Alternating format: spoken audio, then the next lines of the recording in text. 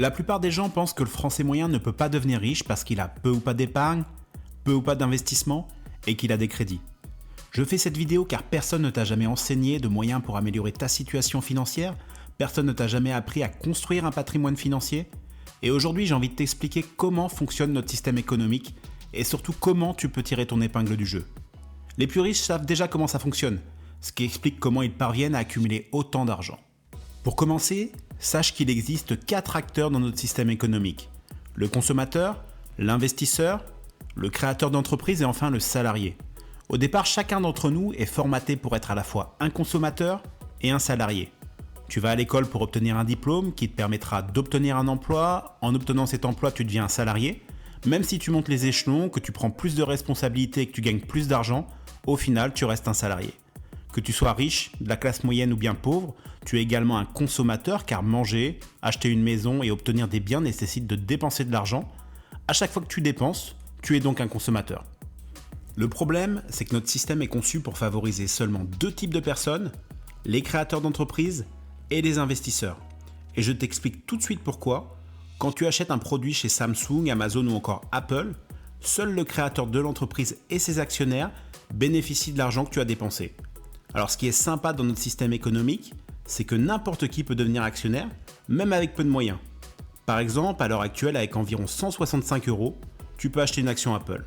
Mon but n'est pas de te dire dans quoi investir, mais j'essaye de te montrer que devenir actionnaire, c'est à la portée de chacun.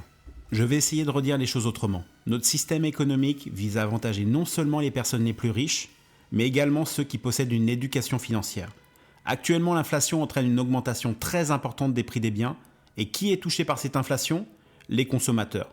Et il est important de rappeler que tout le monde est un consommateur. Mais d'un autre côté, à qui bénéficie cette inflation ? Aux entrepreneurs et leurs actionnaires qui profitent des répercussions de l'augmentation des prix de leur société. Alors, comment faire fructifier tes finances et construire un patrimoine solide ? Eh bien, si l'idée de créer une entreprise ne te tente pas, la clé c'est de passer du statut de simple salarié à celui de salarié et investisseur. Beaucoup de gens suivent malheureusement un schéma trop basique, ils travaillent dur pour toucher un salaire, puis dépensent l'intégralité de leurs revenus en tant que consommateurs. Résultat, il ne leur reste rien pour devenir de véritables investisseurs. Souvent coincés dans ce cycle de travailleurs-consommateurs, ces personnes sont au final les plus impactées par notre système économique. Dans notre système, les personnes les plus éduquées d'un point de vue financier bénéficient souvent d'un avantage important par rapport aux autres. 2 raisons pour expliquer ça.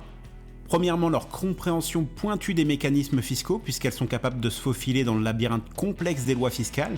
Elles exploitent des stratégies légales pour optimiser leur situation financière. Et au final, leurs connaissances dans ce domaine leur permettent de maximiser leurs gains, tout en minimisant leurs charges fiscales.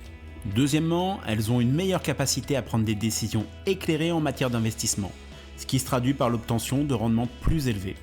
Pour conclure, si tu es salarié, il est temps de revoir ta façon de gérer ton argent. Que tu gagnes 40 000 € par an ou même 400 000 par an, il est crucial de sortir du cercle vicieux où chaque centime durement gagné est dépensé. Il est temps de rompre avec ce schéma en dirigeant une partie de tes revenus vers des investissements afin de ne pas enrichir les autres aux dépens de tes propres finances.